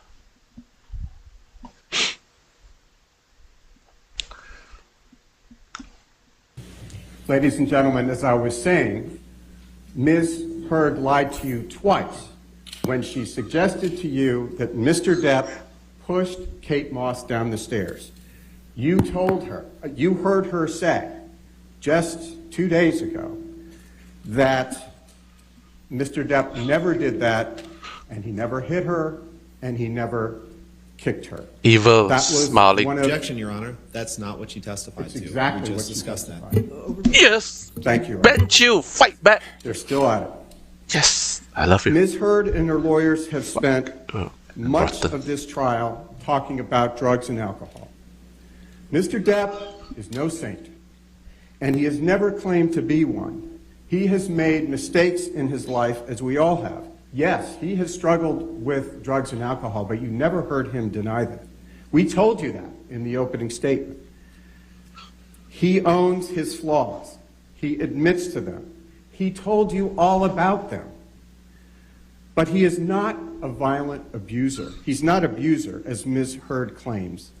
And he did not and does not deserve to have his life, his legacy, destroyed by a vicious lie. And this is, as Ms. Vasquez said, this is the 6th anniversary of that. There is a world of difference between having substance abuse problems and being a physical abuser. Ms. Heard falsely accused Mr. Depp of beating her. That was her first allegation, and you know why, and you know that wasn't true. Then, years after the fact, for the first time, she accused him of raping her. The lies have grown and metastasized over time, and they need to be stopped. And those false accusations have caused more harm to Mr. Depp than her fists ever did. And make no mistake, Ms. Heard has admitted, unlike Mr. Depp, Ms. Heard has admitted on the audio tapes you've heard at this trial, and Ms. Vasquez just played you a few of them, she has admitted repeatedly to physically abusing Mr. Depp. And I would just like to take a minute to talk about the harm to Mr. Depp and his family. You have heard from several of the people in Mr. Depp's life about the damage Ms. Heard's lies have done to him. You heard from his sister Christy, who told you how hard it has been on his family and on her little brother personally. You heard from Mr. Depp's friend of 4 decades, and that speaks volumes about Mr. Depp. He has lifetime friends who appear for him. Mr. Baruch told you how Mr. Depp and his family had been, quote, completely wrecked, unquote, by Ms. Heard's lies. You heard Mr. Depp testify that he has lost nothing less than everything because of Ms. Heard's lies. Nothing less than everything. You heard about Mr. Depp's children, Jack and Lily Rose. His children have had to hear these allegations since 2016. And then when that started to die down, they had to hear them again. This time in December 2018, this time in the Washington Post, which is a national and international publication. And Mr. Depp has had to live with the knowledge that his children will keep hearing those false rumors and statements against him. Mr. Depp has millions of fans, people who grew up watching him on 21 Jump Street, which is something you heard Ms. Heard mock on one of the tapes that was played to you. I watched 21 Jump Street. Grew up watching him play the swashbuckling pirate Captain Jack Sparrow in the Pirates of the Caribbean movies, or Willy Wonka. Mr. Depp means something to those people, and those people mean a lot to Mr. Depp. He's a fond memory from childhood or adolescence or adulthood, and to tarnish him as an abuser is to destroy him in the eyes of many of these people who will never look at him the same way again. And because of what Ms. Heard did, and because of what she said, Mr. Depp will go to his grave knowing no matter what he does, no matter the outcome of this trial, there are people who used to look up to him who now believe that he beat a woman, which is the worst thing you can say about a man. Beyond the personal and emotional effects of Ms. Heard's lies, their impact on Mr. Depp and his family, the damage she inflicted on his reputation and career is undeniable. There's an old saying that a good reputation takes a lifetime to build, but only a second to destroy. Mr. Depp spent, in fact, a lifetime building his reputation as one of the greatest actors and movie stars of his generation, an iconic figure respected and liked throughout Hollywood and recognized and admired throughout the world. You heard evidence from Jack Wiggum, who was here today, Mr. Depp's agent, who explained that Mr. Depp, quote, was very well regarded and respected by peers in the artistic community, unquote. And you heard further testimony from Mr. Wiggum that Mr. Depp had a deal with Disney to play Captain Jack Sparrow in the 6th movie sequel of the Pirates of the Caribbean franchise for $22.5 million. But, as Mr. Wiggum explained, all of that changed when Ms. Heard published her op-ed in December of 2018 in the Washington Post. Quoting from the testimony you heard by Mr. Wiggum, quote, after the op-ed, it was impossible to get him a studio film, which is what we normally would have focused on in that time period, unquote. Another quote, it was on the damage, the impact of this op-ed, as opposed to the other stories that you saw, the other publications. Mr. Wiggum explained why this one was so damaging. Quote, it was a first-person account. I mean, from the victim. It's extremely impactful. You know, with respect to Johnny, it was catastrophic because it was coming from a first-person account. It was not from a journalist.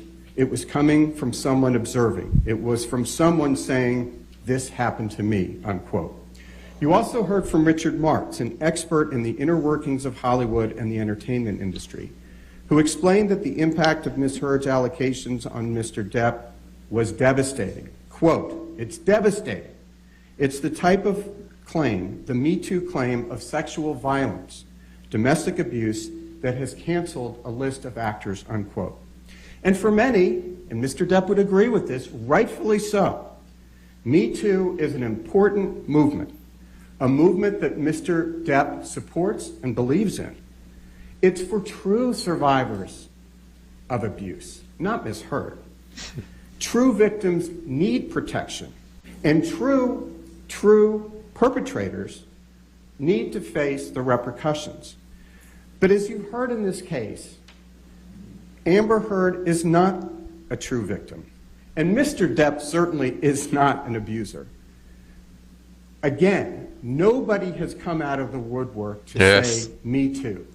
This is the unique and singular Me Too case where there's not a single Me Too. In fact, to the contrary, Kate Moss, who was in a romantic relationship with Mr. Depp for 3 years, which he broke off, came forward to say, no, he never pushed her down any stairs. Whoa. And you heard Doug Banya, an expert in internet and social media analytics, testify to the impact that Ms. Heard's allegations had on Mr. Depp's popularity. Ms. Heard's lawyers tried to tell you that all of the damage done to Mr. Depp's career was because of his own behavior, because he was sometimes unprofessional or sometimes late to set. But that doesn't hold up. Mr. Depp has been a major figure in Hollywood for decades. Yes, Mr. Depp was late to set sometimes. But as Richard Marx testified, quote, when you hire Johnny Depp, you get all of Johnny Depp, which includes being late, unquote. Keenan Wyatt, who has worked for decades as a sound engineer on some of Mr. Depp's films, said much the same thing. And by the way, Mr. Wyatt is not and never has been an employee of Mr. Depp. He's just worked with him on movies. Mr. Depp wasn't canceled by Hollywood because he was sometimes late to set. He was canceled because Ms. Heard falsely accused him of domestic violence and sexual violence on the pages of the Washington Post on December 18, 2018, repeating the prior lies of May 17, 2016. And as you saw at trial, Ms. Heard published the op-ed on December 18, 2018, 2 years after her public allegations of domestic abuse. Ms. Heard's publication of the op-ed coincided with the release of her major movie Aquaman that December. And it coincided as well with her announcement on Twitter that she was becoming an ACLU ambassador for women's rights. And in that op-ed, Ms. Heard repeated her false allegations against Mr. Depp. Now, she didn't mention his name. She didn't have to. Everyone knew exactly who and what Ms. Heard was talking about. Ms. Heard got on the stand and tried to tell you that the op-ed was not about Mr. Depp. She then said, well, it wasn't just about Mr. Depp. But she couldn't deny, and this was yesterday, that this was at least partly about Mr. Depp.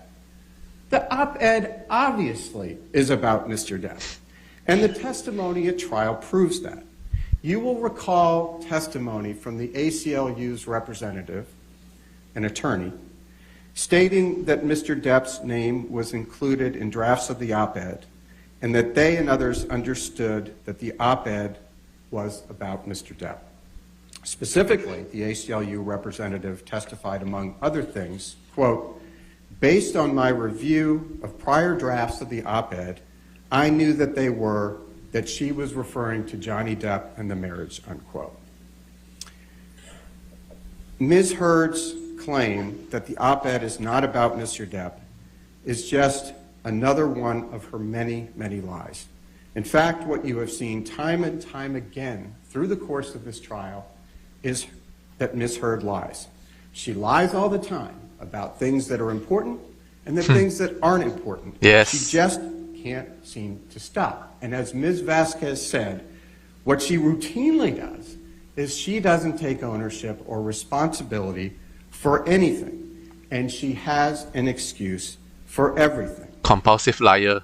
But in this courtroom, confronted with the evidence, she can't run away from her own words. As my colleague said, words matter. and Ms. Heard is condemned by her own words. So Tom, let's please take a look at the words she used in her op-ed, which is Plaintiff's Exhibit 1, and which Ms. Heard published in December 2018, 2 years after she first publicly accused Mr. Depp of being an abuser on May 27, 2016.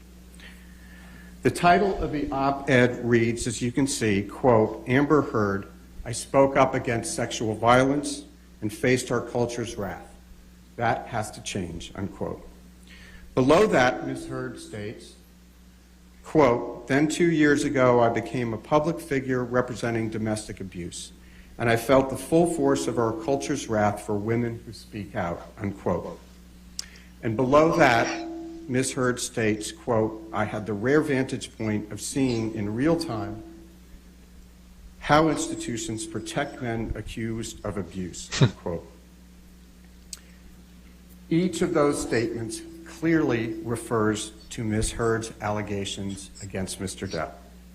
And taken collectively, their message and their implication about Mr. Depp is clear, i.e. that Ms. Heard is a survivor of domestic abuse and that Mr. Depp is a perpetrator. The context in the rest of the op-ed makes that clear as well. Consider, for instance, this line, quote, imagine a powerful man is a ship, like the Titanic. That ship is a huge enterprise. When it strikes an iceberg, there are a lot of people on board desperate to patch up holes, not because they believe in or even care about the ship, but because their own fates depend upon the enterprise, unquote. Everyone in Hollywood knew, and everyone in this courtroom now knows exactly what Ms. Heard intended those words to mean. The ship, the Titanic, is Mr. Depp, and Ms. Heard was the iceberg that sank him. That's precisely what Ms. Heard was saying in the op-ed. And in just the same way, everyone in Hollywood knew, and Hollywood and elsewhere knew exactly what Ms. Heard meant by the words, quote, 2 years ago, I became a public figure representing domestic abuse, unquote. That was a clear reference to the day 2 years earlier, on May 27, 2016. And as Ms. Vasquez said, that was 6 years to the day. That's when his life ended. That was 6 years ago to this day, when Ms. Heard, on May 27, 2016, walked into court with her publicist, Jody Gottlieb, having tipped off TMZ, with an alleged mark on her face to accuse Mr. Depp of abuse. As always, Ms. Heard was quite mindful of her image. She was careful to portray herself as the innocent representative of abuse survivors, and by implication, Mr. Depp as the perpetrator of domestic abuse. She was the woman who, in the words of her title, supposedly, quote, spoke up against sexual violence, unquote. Now, Ms. Heard has done a lot to try to walk away from the title in particular. That's true to form. She has testified that she didn't write it, and she will argue later that she shouldn't be held liable because she didn't write it. But as the court's instructions, which you heard this morning, make clear, Ms. Heard didn't have to personally write any part of the op-ed for her to defame Mr. Depp through implication in the Washington Post. And let's please, Tom, turn to Plaintiff's Exhibit 3.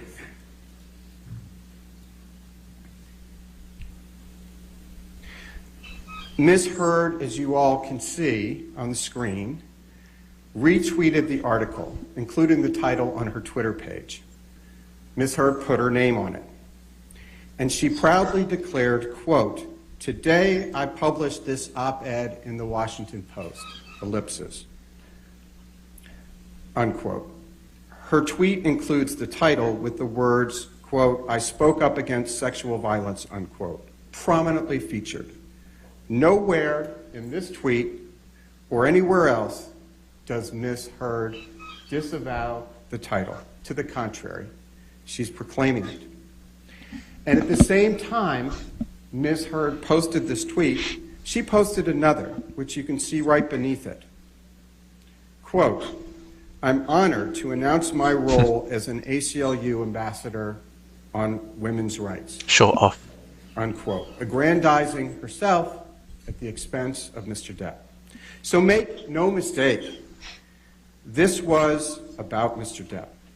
Yep. In the wake of the Me Too movement, with her ACLU ambassadorship and a major movie coming out, Aquaman. Ms. Heard was trading on her accusations of abuse against Mr. Depp. She was reminding everyone of those allegations. She was once again taking on the role of her lifetime, the heroic survivor of vicious abuse, or to use her phrase, quote, a public figure representing abuse. And she was once again casting Mr. Depp as the villain in her drama, the supposed perpetrator of that abuse. When you meet to deliberate this case, you're going to be tasked with several questions. Those questions appear on a form that you will use to reach your verdict in this case. So I'd just like to ask you, please, to spend a few minutes with me going through that. Tom, would you please put up the special verdict form so the jury can see it?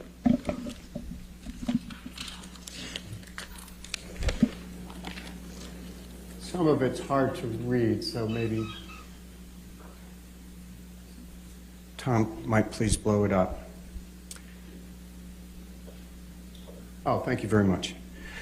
You will see here the first page of the verdict form relating to Mr. Depp's claim for defamation against Ms. Heard. There are 3 pages relating to Mr. Depp's claim, one for each of the 3 defamatory statements in the op-ed that form the basis of Mr. Depp's claim against Ms. Heard. You've heard those 3 statements many times, but they bear repeating. I promise just once more here. 1, quote, I spoke up against sexual violence and faced our culture's wrath. That has to change, unquote. 2, then 2 years ago, I became a public figure representing domestic abuse, and I felt the full force of our culture's wrath for women who speak out, unquote. 3, I had the rare vantage point of seeing in real time how institutions protect men accused of abuse, unquote. Now, there are 7 questions that you will need to please answer with respect to each of those statements. So that's 21 questions, I think, but 7 as to each statement. 1, was the statement made or published by Ms. Heard? 2, was the statement about Mr. Depp? 3, was the statement false? 4, did the statement have a defamatory implication about Mr. Depp? 5, was the defamatory implication designed and intended by Ms. Heard? 6, was the defamatory implication conveyed to someone other than Mr. Depp? 7, did Ms. Heard make the statement with actual malice, which is, Her Honor explained, meaning did Ms. Heard make the statement knowing it was false or with reckless disregard as to the truth? Ladies and gentlemen, the evidence clearly shows that the answers to those 7 questions are all yes. And if you answer yes to all of those questions, which you should, we respectfully submit, you will be asked to state the amount of damages to which Mr. Depp is entitled. In the wake of the Me Too movement, movie producers know better than to cast a movie star who has been accused of domestic and sexual violence. And it is entirely within your discretion as jurors to quantify the amount of money that constitutes fair compensation for Mr. Depp's pain and humiliation inflicted by Ms. Heard's defamation. But while Mr. Depp certainly is entitled to monetary compensation, this case, at least for Mr. Depp, has never been about money. This case for Mr. Depp has never been about money. Nor is it about punishing Ms. Heard. It is about Mr. Depp's reputation and freeing him from the prison in which he has lived for the last 6 years, and it's 6 years to the day. The most important questions for Mr. Depp the ones truly at the heart of this case, are questions 2, 3, and 4 on the verdict form.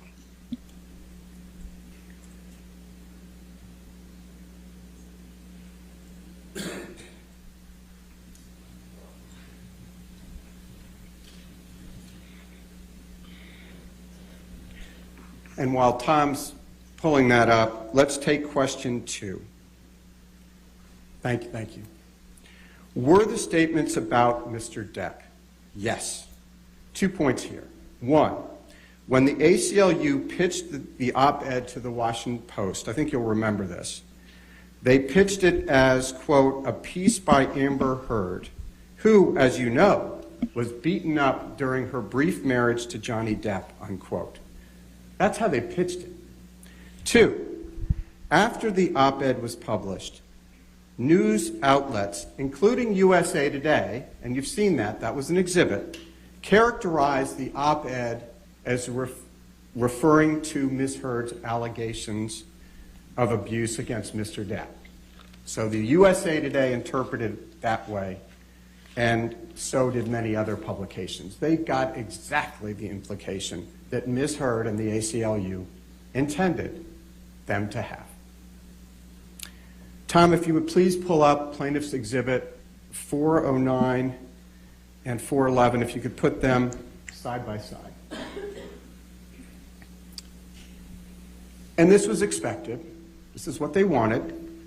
There had been a lot of press 2 years prior to the publication of the op-ed about Ms. Heard's claims of abuse against Mr. Depp when she walked into court with her publicist to obtain the domestic violence, the no-notice ex parte, meaning Mr. Depp's lawyer was not informed and he was already in New York, which he testified Ms. Heard was well aware of.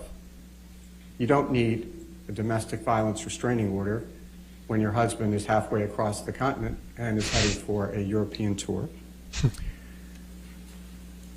On May 27, 2016, with a purported mark on her face, everyone knew exactly who and what Ms. Heard was referring to in the op-ed. She was referring to Mr. Depp.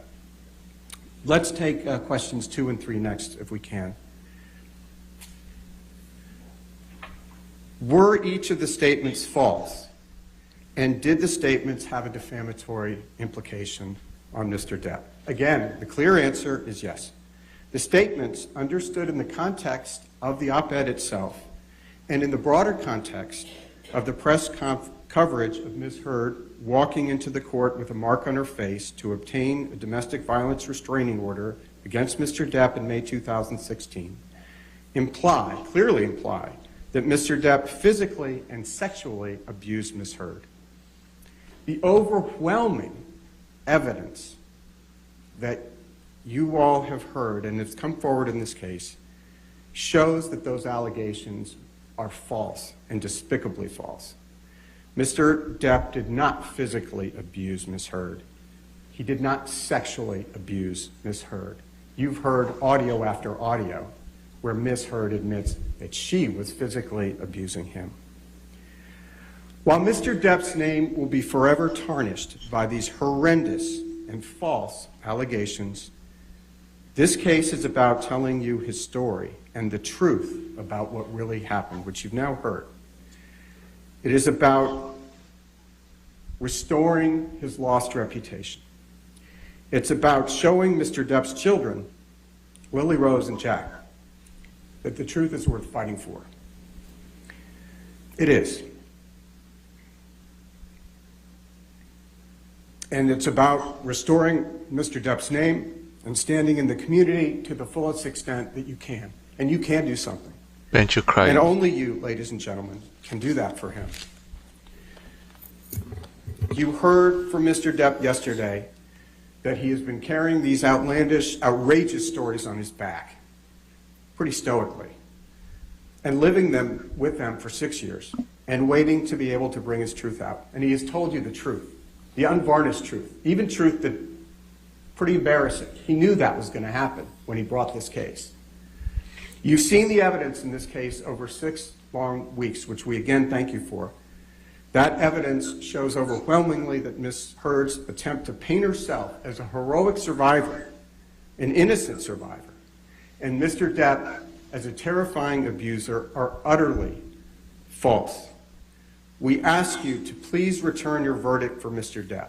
We ask you, we implore you to give him his name, his reputation, and his career back. Thank you very much, ladies and gentlemen. All right, ladies and gentlemen, let's go ahead and take a break Thank at you. this time. Again, this case has not been submitted to you yet. We will continue with closing arguments when we come back. You're So the don't best. discuss the case with yourselves. Don't do any outside research, okay? Thank you. Give him the victory hug. You are the best. Bench you. Bench you. Bench you.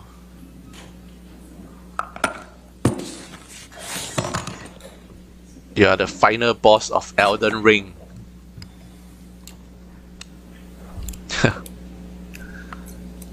We are winning. We are winning Let's come already. back at 11:05. Oh, okay. Okay, sure.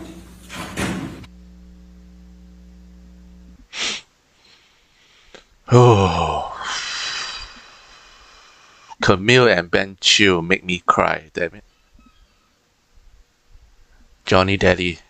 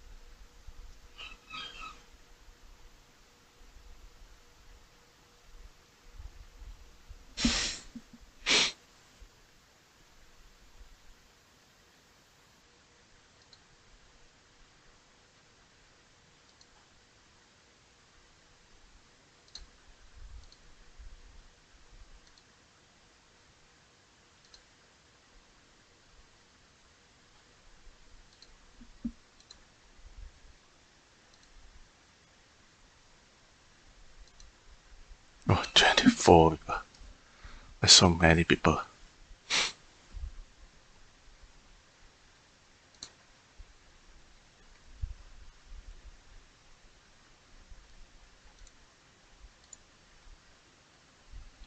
我的船长住在我们心里。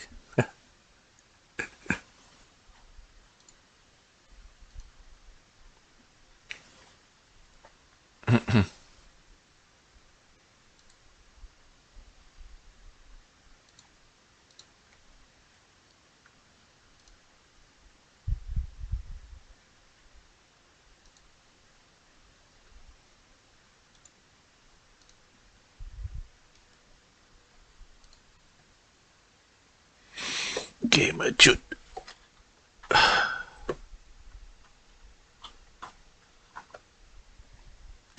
Oh shit.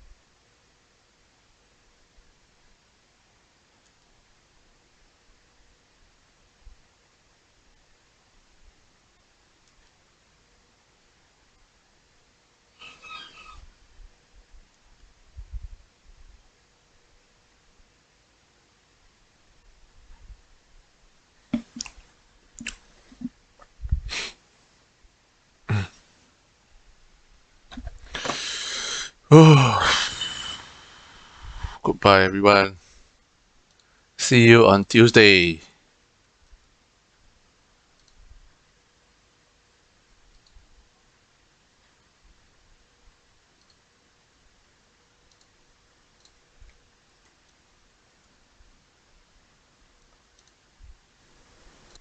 Thanks to all of you, truly, for taking so much time over these last several weeks to listen to Mr. Depp, to his friends, to his family, and to so many others who have come forward physically.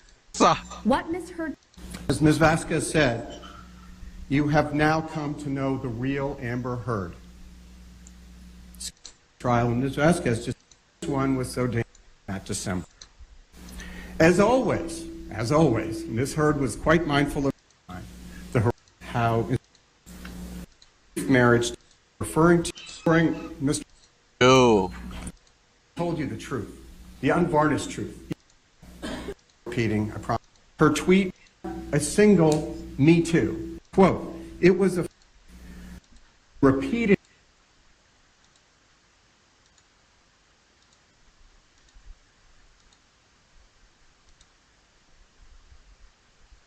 Mr. Depp for 3 years, which he broke off, came forward to say, work with him, drafts of the, and which Ms. Heard published accused her that San Vasquez said that was 6 Exhibit 3 up against sexual violence out to protect implication to the and freeing him and they got within statement about Mr. Depp. Please, Tom, to accuse Mr. Depp is a in Hollywood and ellipsis and by Ms. Heard, by the way, the op-ed grew up watching the place to Out as a public. used her claim. Grew up was devastating. Quote public. Ms. Heard, there's the impact of her adolescence. Quote on December, repeated her. She then, for each of those statements, doesn't take ownership or responsibility for anything. And she has an excuse for everything. Compulsive liar. But in this courtroom, confronted with the evidence, she can't run away from her own words. As my colleague said, words matter, and Ms. Heard is condemned by her own words. So Tom, let's please take a look at the words she used in her op-ed, which is Plaintiff's Exhibit 1, and which Ms. Heard published in December 2018, 2 years after she first publicly accused Mr. Depp of, and which Ms. Heard is 2 years after she first published, and which Ms. Heard published in December 2018, 2 years after she first publicly accused Mr. Depp of being in a Ms. Heard is condemned by her own words. So Tom, let's please take a look at the words she used in her op-ed, which is Plaintiff's Exhibit 1, and which Ms. Heard published in December 2018, 2 years after she first publicly accused Mr. Depp of being an abuser on May 27, 2016.